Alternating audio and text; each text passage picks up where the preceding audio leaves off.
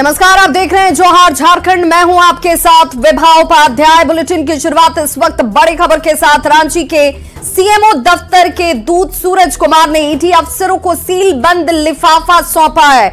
बताया जा रहा है और यह समझा जा रहा है कि इस लिफाफे को ईडी के 7वें सम्मन के जवाब में भेजा गया है, पर उस जवाब में आखिर लिखा क्या है इसकी जानकारी किसी के पास नहीं है। इस खबर पर ज्यादा जानकारी दे रहे हैं न्यूज 18 संवाददाता ओम प्रकाश।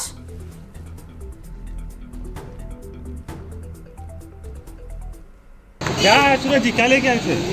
लेटर। क्या चीज था? क्या लेटर था? अब कैसे बंद था ओकरा में का बता। कौन दिया था? ऑफिस में था। हाँ? कौन से ऑफिस? सीएमओ से। क्या कुछ पता है लेटर का? मुख्यमंत्री सचिवालय से एक दूत जो है वो आज ईडी के दफ्तर पहुंचा और मुख्यमंत्री को जो 7वां सम्मन दिया गया था शायद उसी से संबंधित जानकारी बंद लिफाफे में ईडी के अधिकारियों के सुपुर्द किया गया। फिलहाल जो जानकारी है उसके अनुसार मुख्यमंत्री को जो 7वां सम्मन दिया गया था उसी के संबंधित ये जानकारी जो है वो साझा की गई है। साफ तौर से इस 7वें सम्मन में ये कहा गया था कि मुख्यमंत्री कहां पर मिलेंगे, कहां उनका बयान जो है वो ईडी के अधिकारी ले सकते हैं, इसे लेकर वो जानकारी जो है वो ईडी के अधिकारियों को दें ताकि उनसे जो भी ज़मीन से संबंधित जो मामला है, जो भानु प्रताप जो बड़गाई अंचल में राजस्व कर्मचारी थे उनके द्वारा जो बयान दिया गया था उससे संबंधित जो मुख्यमंत्री का जो पक्ष है वो लिया जा सके। तो इसी बाबत को लेकर आज जो है वो संदेश यहाँ पर दिए जाने की संभावना है। हालांकि इससे लेकर कोई स्पष्ट जानकारी फिलहाल न तो मुख्यमंत्री सचिवालय की तरफ से सामने आ पाई है, न ही ईडी के अधिकारियों ने अब तक बंद लिफाफे को लेकर कुछ भी कहा है, लेकिन अंदेशा जताया जा रहा है कि हो सकता है इसमें 7वें सम्मन से संबंधित जानकारी हो।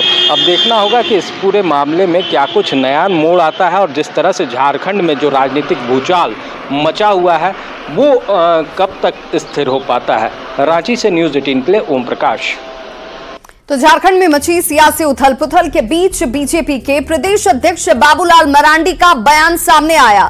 दुमका में उन्होंने कहा कि मुख्यमंत्री हेमंत सोरेन समझ चुके हैं कि अब उनके पास ज्यादा वक्त नहीं बचा है और इसीलिए वो अपनी पत्नी कल्पना सोरेन को गद्दी सौंपने की तैयारी कर रहे हैं। उन्होंने कहा कि वो जल्द राज्यपाल से इसे लेकर मुलाकात करेंगे और ताजा हालात पर उनसे अटॉर्नी जनरल की राय लेने की अपील की जाएगी।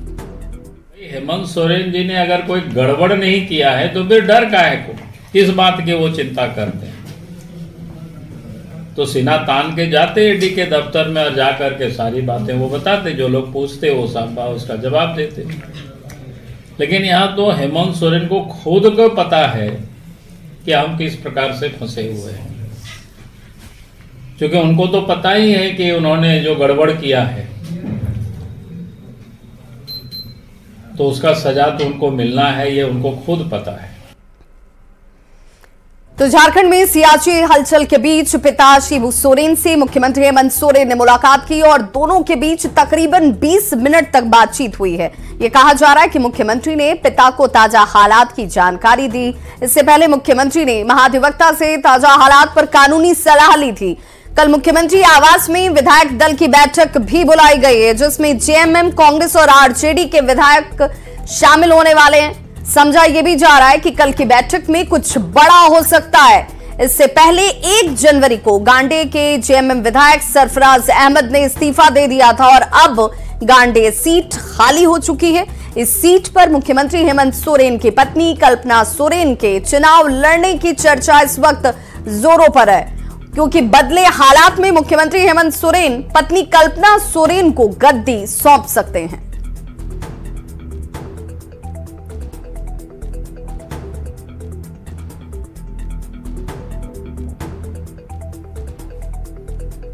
तो झारखंड की सियासत में एक बार फिर से कल्पना सोरेन के नाम की चर्चा इस वक्त जोर शोर से हो रही है और ईडी के 7वें सम्मन की अगर बात कर लें तो समय सीमा के गुजरने और संभावित कार्रवाई को देखते हुए कल्पना सोरेन को झारखंड का मुख्यमंत्री बनाने की चर्चा जोरों पर है।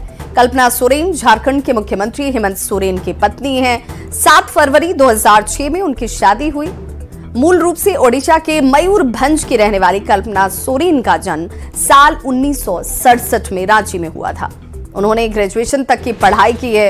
उनके ससुर और पति जरूर राजनीति में सक्रिय हैं, पर अब तक वो सियासत में पूरी तरह से सक्रिय नजर नहीं आई हैं। हालांकि महिलाओं से जुड़े सामाजिक कार्यक्रम की बात करें तो उसमें वो हिस्सा जरूर लेती हैं।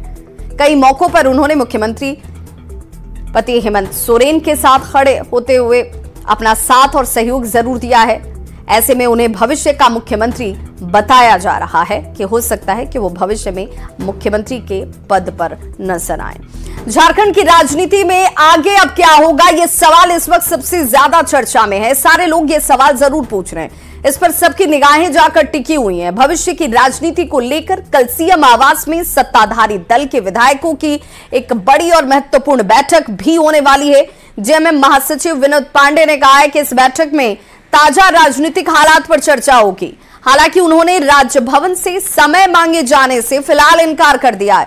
सत्ताधारी दल के विधायकों से रायशुमारी के बाद ही अगला कदम जो है वो लिया जाएगा, इस बात का जिक्र उनकी तरफ से किया गया। का जो कार्यक्रम था 29 दिसंबर को उसका समापन हुआ और उसके बाद में फिर हम आगे किस तरह से सरकार के कार्यक्रमों को लेकर के आगे बढ़े, लोगों की अपेक्षा को कैसे पूरा करें, इन सारे विषयों पर चर्चा होगी। और जो वर्तमान राजनीतिक परिस्थिति है उस परिस्थिति पे भी चर्चा होगी। और जब चर्चा होगी तो बहुत सी बातें सामने आती है। जब बातें सामने आएगी उस पर जो निर्णय होगा उस निर्णय से आप लोगों को हम लोग अवगत करा देंगे। रांची के बिरसा मुंडा एयरपोर्ट पर नवनियुक्त कांग्रेस प्रभारी गुलाम अहमद मीर का गर्मजोशी के साथ स्वागत किया गया। इस मौके पर परंपरागत गीत, संगीत और नृत्य भी प्रस्तुत किए गए। मोरहाबादी के संगम गार्डन में प्रदेश प्रभारी का अभिनंदन समारोह भी किया जा रहा है और इसके बाद कांग्रेस भवन में जिला अध्यक्षों और जिला प्रभारी के साथ बैठक भी होगी। इस मौके पर प्रदेश प्रभारी गुलाम अहमद मीर ने झारखंड के पार्टी के कार्यकर्ताओं का हौसला भी बढ़ाया।